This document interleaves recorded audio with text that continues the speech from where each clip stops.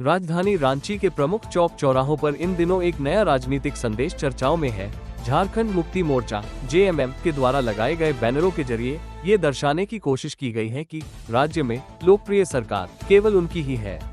Banner में शामिल slogan और चेहरों के जरिए जेएमएम ने न केवल अपनी ताकत दिखाने का प्रयास किया है, बल्कि राजनीतिक हलकों में भी एक नई बहस छेड़ दी है। रांची में जेएमएम के लगाए इन बैनरों पर साफ तौर पर लिखा गया है, लोकप्रिय सरकार, मजबूत नेतृत्व। इसमें मुख्यमंत्री हेमंत सोरेन के साथ उनकी पत्नी कल्पना सोरेन की तस्वीर प्रमुखता से प्रदर्शित की गई है। राजनीतिक विश्लेषकों के अनुसार ये संदेश सीधे जेएमएम की अपनी राजनीतिक ब्रांडिंग को मजबूत करने की कोशिश है।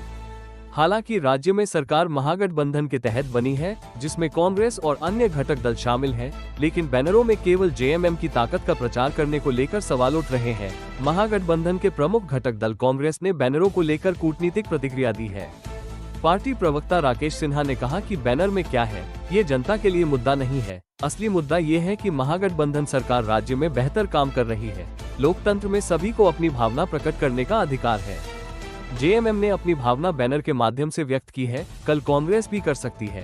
देखिए, किसी बैनर से क्या स्पष्ट हो रहा है, ये राज्य की जनता के लिए मुद्दा नहीं है। मुद्दा यह है कि इस राज्य में महागठबंधन की सरकार काम कर रही है और बेहतर काम कर रही है। मुद्दा यह है कि जो 17 साल का भारतीय जनता पार्टी का कुशासन था, उस कुशासन को हमने खत्म करने की दिशा में सकारात्मक रूप से महागठबंधन की सरकार काम कर रही है।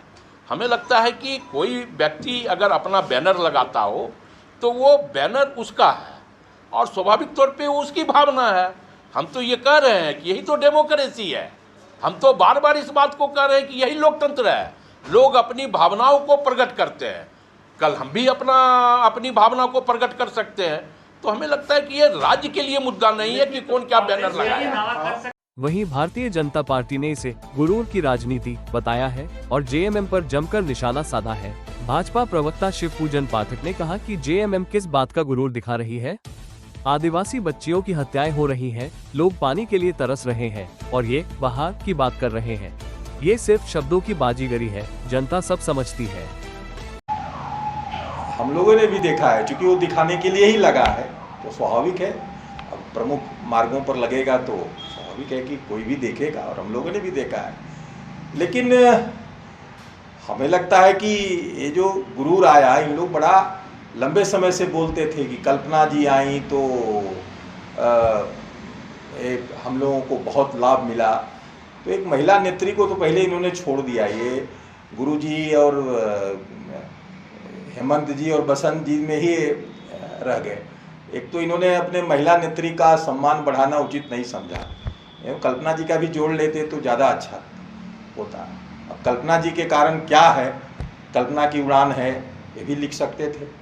तो शायद इन लोगों से मिस्टेक हो गया। कल्पना जी का लेकिन कल्पना जी का वो नारे में उन लोग नहीं जोड़ सके।